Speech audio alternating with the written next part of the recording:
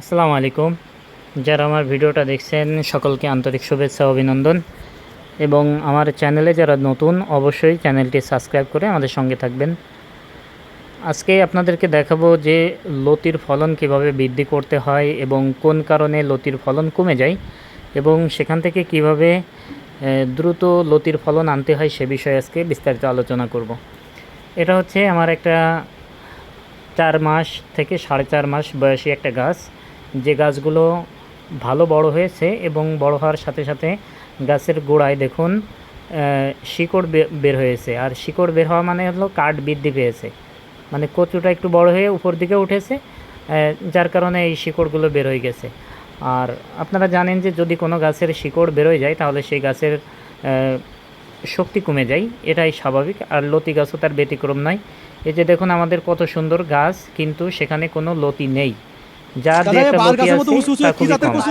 আর এইরকম যখন আপনাদের গাছে কাঠ হবে তখন অবশ্যই আপনারা জমিটা নরম করে এভাবে গাছের চারপাশ দিয়ে এভাবে মাটি দিয়ে বেঁধে দিবেন।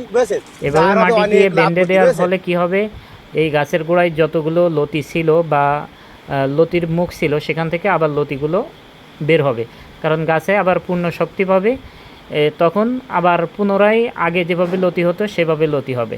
তাই এই জন্য আমাদের করণীয় যে যখন গাছের কাঠটা একটু বড় হবে তখন লতির গোড়াটা বেঁধে দিবেন, গাছের গোড়াটা। আর গাছের গোড়া যখন বেঁধে দিবেন তারপরে যখন আমরা মেডিসিনগুলো স্প্রে করে দিব গাছের গোড়ায়, তখন ইনশাল্লাহ এই রকমের অসংখ্য লতি আপনার গাছের গোড়া থেকে বের হবে। আর এই লতিগুলো আসছে কোথা থেকে? ওই গাছের গোড়ায় আমরা যে লতিগুলো 1 ইঞ্চি রেখে রেখে কাটতাম বা গাছের গোড়া থেকে নতুন করে যে লতি হয়েছে সেখান থেকে এরকমের অসংখ্য লতি হবে। তা এই জন্য হচ্ছে আপনাদেরকে অবশ্যই আগে লতি চাষ সম্পর্কে ভালোভাবে শিখতে হবে। লতি চাষ সম্পর্কে যদি আপনি শিখেন তাহলে অবশ্যই আপনি লাভবান হবেন। এজন্য আপনাকে টেকনিক অবলম্বন করতে হবে। আপনার গাছগুলো যখন বড় হয়ে যাচ্ছে, শিকড় বেরোয় যাচ্ছে, আপনি তখন গাছের গোড়ায় যত প্রকার সার, মেডিসিন, কীটনাশক যা কিছু দেন আর স্প্রে করেন না কেন, আপনার লতি হবে না বা গাছও বৃদ্ধি পাবে না। কারণ হচ্ছে যে আপনার গাছের শিকড় বেরোয় রয়েছে, আর শিকড় বেরোয় থাকলে তখন গাছের শক্তি কমে যায়, এভাবে লতি দিতে পারে না। এজন্য আপনারা যারা নতুন চাষ করছেন আমাদের থেকে চারা সংগ্রহ করে অবশ্যই আমাদের ভিডিওগুলো ফলো করবেন, এবং আমরা যেভাবে আপনাদেরকে চাষ সম্পর্কে অবগত করি সেভাবে আপনারা অ্যাপ্লাই করবেন, অথবা আপনারা সরাসরি আমাদের সাথে স্ক্রিনে দেওয়া নাম্বারে যোগাযোগ করবেন। আর আপনারা যে জাতটা দেখছেন এটা হচ্ছে যশোরের লতিরাজ বারিয়ন, যেটা বা যশোরের লতিরাজ নামে পরিচিত। আমাদের কাছে এই জাতের চারা আছে। আপনারা যদি চারা সংগ্রহ করতে চান অবশ্যই স্ক্রিনে দেওয়া নাম্বারে আপনারা যোগাযোগ করবেন। আর কচু চাষ সম্পর্কে যে কোনো তথ্য বা পরামর্শের জন্য আপনারা আমাদের কাছে ফোন দিতে পারেন। আপনারা দিনে বা রাতে যে কোনো সময় আমাদের সাথে কন্ট্যাক্ট করতে পারবেন। আর আপনি যখন গাছের গোড়ায় এভাবে বেঁধে দিবেন তখন অবশ্যই আপনাকে গাছে স্প্রে করতে হবে। আর স্প্রে করার পর গাছের লক্ষণগুলো আপনি তখন বুঝতে পারবেন যে আপনার গাছে কীরকম লতি আসতেছে।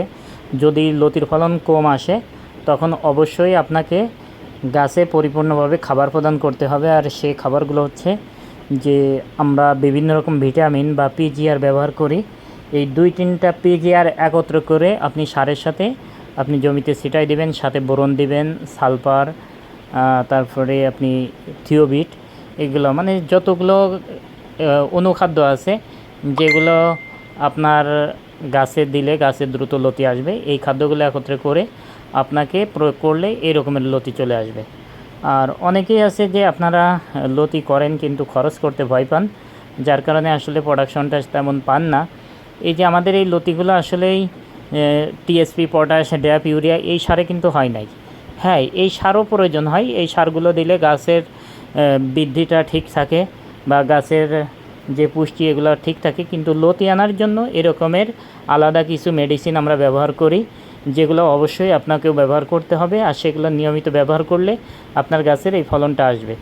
এজন্য আপনারা যারা চাষ করবেন অবশ্যই যার থেকেই চারা নেন না কেন, আমার থেকে হোক বা অন্য কারোর থেকে হোক, তার সাথে সম্পর্ক ভালো রেখে সবসময় কী কী সার, ওষুধ, কীটনাশক, কোন মেডিসিন কখন ব্যবহার করতে হবে এইগুলা আপনারা সবসময়ের জন্য জেনে নেবেন।